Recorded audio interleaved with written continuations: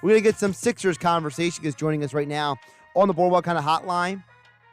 You can check out his latest article over at 973ESPN.com. Things to watch for in tonight's Sixers game versus Charlotte. He is Kevin McCormick, our 97.3 ESPN Sixers beat writer.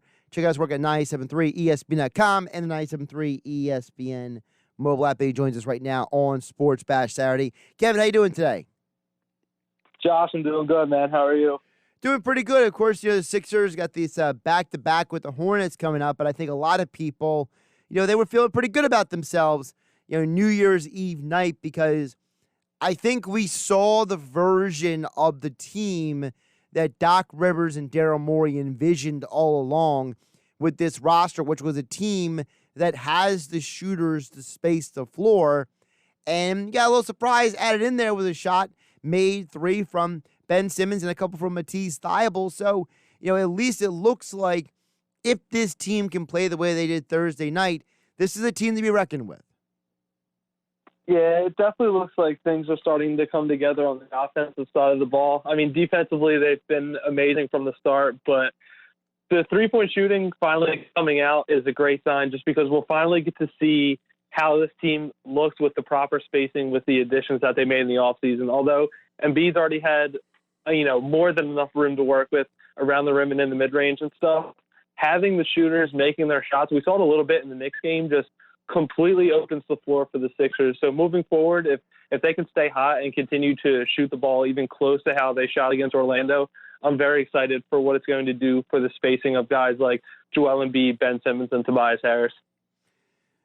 Let's touch on the two big names on the team. First, let's start with Simmons. I've been very frustrated with him in the first few games. And, his one three-pointer aside, to me, I just feel like this guy, I don't know if he's still trying to figure out his teammates. I don't know if he's overthinking. But the turnovers bother me, Kevin. I could care less about if he shoots the three or not. I want him to make free throws. I want him to attack the basket. I want him to be assertive on offense. I don't like the turnovers. The turnovers bother me a lot. Why is he turning over the ball as much as he has? I would have to say a lot of it just has to go with, the new moving parts. A lot of these new guys that are coming in, Seth Curry's brought it up multiple times that this team is still kind of working through the kinks of where they want everyone to be on the floor as the offense, goes through a set. So part of it's just, finding guys in different spots or guys not being used to play with him yet. We saw the one game where Danny Green was flying down the wing in transition and Ben flung it basically the length of the court to him and airmailed over Danny Green's head because he kind of slowed up, not anticipating that pass from Simmons. So I think as these guys get more comfortable, that number should go down. And mainly, it's just the growing pains. We knew stuff like this was going to happen where the offense was just, still finding its way to work its way out. Kevin McCormick joining us here, Sixers beat writer for 97.3 ESPN.com.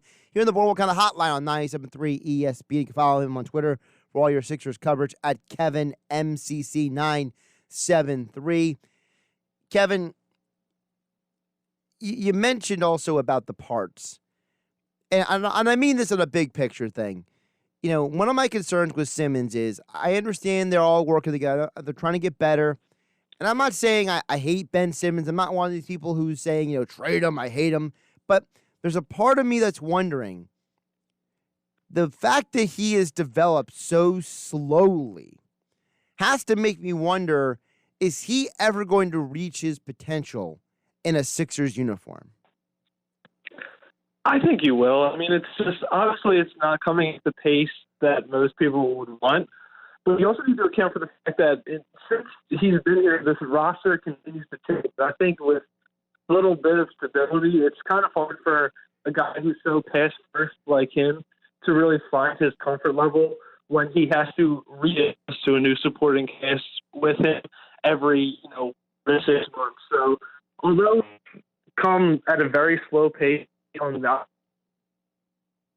it's a nice event since he's entered the league. He's a borderline defensive player of the year candidate, and he's arguably the most versatile defender in the NBA right now. Can that style of play, though, help this team win a championship? Can you win a championship with Ben Simmons just being a great defensive player, a guy who's setting up his teammates, getting a closer triple-double every night? Can you win a championship with him doing that and leaning on Joel Embiid to carry you in crunch time? It'd be tough. I think it's still so soon to say with this group, but arguably, I mean, the real main thing you would like to see is more scoring from him. And although his scoring numbers have been down these past 2 games, part of it I think is just because of he's just been feeding the hot hand in recent games. Obviously, it was Tobias Harris against the Raptors, Seth Curry against Orlando. So I guess he could be more assertive as a scorer. He's been getting to the line more, which is, I feel like, has been a very underrated thing. As of right now, he's on pace to have a career high in free throw attempts per game. The percentage has dipped a little bit, but he is getting there. I think as this team gets rolling more, and even with more improved spacing, with guys knocking down their shots, with him getting more lanes to the rim, hopefully we do see the much-needed bump in scoring that people have been asking for. The guy that I'm looking for a little more scoring from, and he's given it to the Sixers in the last couple of games at least, is Tobias Harris. Because if I had $1 for every time I've heard someone bring up Tobias Harris's contract in the last year, I'd be doing pretty well, Kevin. Let me put it that way. Like this, I can't avoid a person when they talk about the Sixers who bring up Tobias Harris's contract. And no matter how many times I explain to people that everybody in the NBA is overpaid, nobody wants to hear it. So to me, if Tobias can go out there and score and be a consistent guy to get around 20 points a night, go out there and go 4 for 6 like he did against Cleveland, even though there's a loss, or 3 for 4 against Orlando, or 2 for 5. If he's doing that each and every night, number one, it's going to make a lot of these people who complain about him quiet down a little bit. But the other thing is, I think it makes the team better because now you're forcing opponents to focus on someone who's not Joel Embiid at a consistent level, who's playing a style of basketball that realistically I think fits in well with Ben and Joel when he's on. Yeah, he's been great. He's looked so confident in these last stretch of games. And like you said, even with his improved shooting, it's opening his game as well, just because what we saw in the Raptors game a lot was when he was knocking down his threes, his pump fake became much more lethal. He's getting defenders off his feet.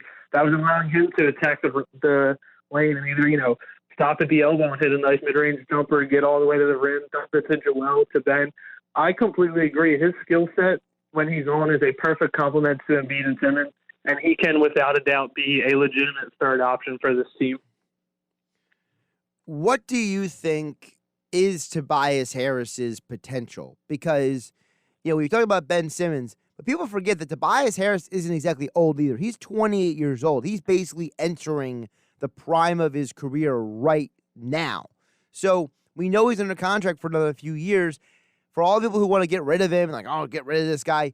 But I say, I want to know, what is this guy's potential? I want to know, what is Tobias Harris's ceiling? Because if his ceiling is something that is going to be as good as I think it can be, I'm personally not interested in trading him, Kevin. Yeah, he's been great. I've been a very, pro Tobias guy since he's been here. But in terms of his ceiling, last year he gave you just under 20 points on league average shooting. So with this Doc Rivers system, if his ceiling is close to how Doc had him playing in LA, I would say that's a great ceiling. He was a plus 20 point per game guy, shot over 40% from three, gave you a handful of rebounds, handful of assists. So if he can hit, even that type of level here, I would say that's a more than solid ceiling for him and makes him a key piece for the Sixers for years to come. Kevin McCormick has his 3 things to watch for in tonight's Sixers versus Hornets game. You can read the full article right now on 97.3 ESPN.com and the 97.3 ESPN mobile app. You can follow Kevin on Twitter at KevinMCC973 for all your Sixers coverage. Joining us right now on the Boardwalk on the hotline on 97.3 ESPN. Kevin, the other thing I'm interested to see with this team going forward is, Shake Milton's looked really good. And I thought he would be good. I didn't think he'd be this good. I think that he's exceeded everyone's expectations. And, I know it was a bit of a tough thing with Korkmaz going down because it's part of the rotation, but if you can get some production out of Thibault, He can get in the lineup. He can give you some defense. If you can get that consistent play from Shake Milton on both ends of the court, this team with Dwight Howard and Mike Scott, they may have a way deeper bench than people really realize. Because you look around the other teams in the Eastern Conference, Boston, they don't have the depth they used to. Washington, they're falling apart at the seams. The only two teams that legitimately have depth aside from the Sixers, in my eyes, are what? The Bucks and the Heat? Yeah, I mean, it's up there. I mean, Brooklyn was, I would say, would have been in that conversation up until they lost Dinwiddie. But, yeah, Shake Milton's been phenomenal. When the season started, looking at the roster, one thing that really stood out to me was just how many playable guys the Sixers had on a nightly basis, which will be a good sign as the year goes on, especially with, like, load management and things like that. Having so many guys that can come in and give you solid contribution on a nightly basis is just a great thing to have. Like you said, Matisse Thybulle, if he can continue to play how he played against Orlando, I think he for sure locks in a spot in the rotation, even with Korkmaz back. And Milton himself, he's been phenomenal as a scorer, as a shooter. He's definitely built on the campaign that he had last year. But the main thing that stood out to me for him has been his defense. I mean, Doc said before the year that he was going to hold Shake accountable on that side of the ball, and Shake seems to be fully bought in. I mean, on the opening night of the season, he did a great job defending Bradley Beal. His defense overall has been great. So if he can continue to give you that and really turn himself into like a Lou Will-ish type player and be a super sub for the Sixers, I agree. He can be a great piece. Kevin, what is something that you are most surprised about with this Sixers team in the handful of games so far this year?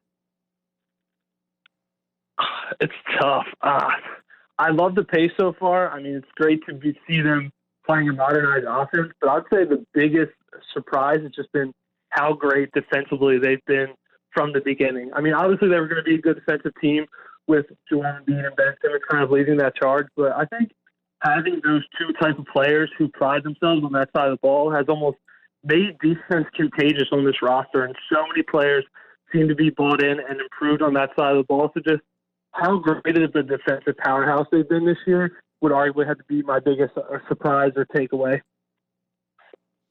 You check out more from Kevin McCormick's coverage over at 97.3 ESPN.com. 3 things to watch for in tonight's Sixers versus Hornets game. You can follow him on Twitter at KevinMCC973. Kevin, I want to ask you a couple of general NBA questions before I let you go, because to me, I try to look at the rest of the league. I try to actually not just focus on the team here in Philadelphia. I feel that there's context to be had. And as I'm watching the league, I'm noticing 2 things going on right now. I'm noticing a lot of teams not playing good defense, and I'm noticing a lot of teams not playing efficient offense. And the reason I bring that up is because I think if the Sixers can get their defense ratcheted up night in and night out, they may be able to give themselves a little cushion in terms of the win-loss standings in the Eastern Conference. So when teams do figure out their teams a little bit better down the road, when they make trades down the road, the Sixers will have a nice little cushion before the playoffs hit in the second half of the season. Yeah, being this strong on the defensive side of the ball definitely does give them an edge. Just because even last year when Brett Brown was here and they had the roster with Josh Richardson and Al Horford, they talked about just wearing teams down on defense and being like a stronghold on that side of the ball. And it looks like all of those statements have been brought this season as opposed to last season. So I agree. Just being that strong on defense has given them that, I guess, that comfort zone to work through your offensive growth, just because of getting guys like Curry and Green integrated. But I mean, overall, through the entire NBA, there definitely have been some non-defensive standings, like that Brooklyn-Atlanta game that finished with both teams breaking near 140. So, listen, defense wins championships, and having guys like Simmons and Embiid is going to be crucial down the stretch. The other thing I wanted to ask you about going around the league, and that is, there seems to be a lot of good teams early on, but one could argue part of that is the way the schedule is playing out. And I have to wonder, is there going to be a possibility as we go along through the months? Because there's that big gap in the middle of the year now between the first and second half. They're going to use that gap to kind of recalibrate the schedule. I kind of have to wonder, are the Sixers going to be in a position, if they can keep this up, to maybe get a solid, maybe 4 seed kind of situation, and they might actually be in a way better matchup than people thought because there might be teams behind them fighting for slots in that second half. Could that be to the Sixers' advantage if they can have a cohesive unit while the rest of the Eastern Conference is clamoring? Because I'm looking around and I see, okay, the Hawks, they're fun to watch, but they're not a top 3 team in the East. To me, I look around the Eastern Conference, it's the Bucks, it's the Heat, and it's everybody else. And I got to look at teams like Boston with lack of depth. I look at the Nets with a lack of depth. If Durant or Kyrie go down for any number of games, they're going to struggle. We saw that game versus Memphis. They didn't have John Morant, and Karis LeVert had a huge game, and they still couldn't win. Mm-hmm. And heading into this season, I had the Sixers locked into that 3 seed. Although Miami brought back most of their core, and they still have a lot of playable guys as well, I think the Sixers could realistically jump them in the standings. The way I looked at it was it's Milwaukee and Brooklyn above, just because obviously with 2-time reigning MVP Giannis Antetokounmpo and the Durant Irving mix thriving early. I would say that those are the 2 teams I really put ahead of the Sixers. But listen, their first half of the schedule favors them greatly. We've seen it so far and how they're off to the 4-1 start. They have a lot of easy games in the first half of this season. If they can just continue to build on this momentum and beat the teams that they're supposed to beat, it would, without a doubt, can give them a nice cushion at the top of the Eastern Conference and make their playoff road a little easier in the second half once we see what the schedule is going to look like for them.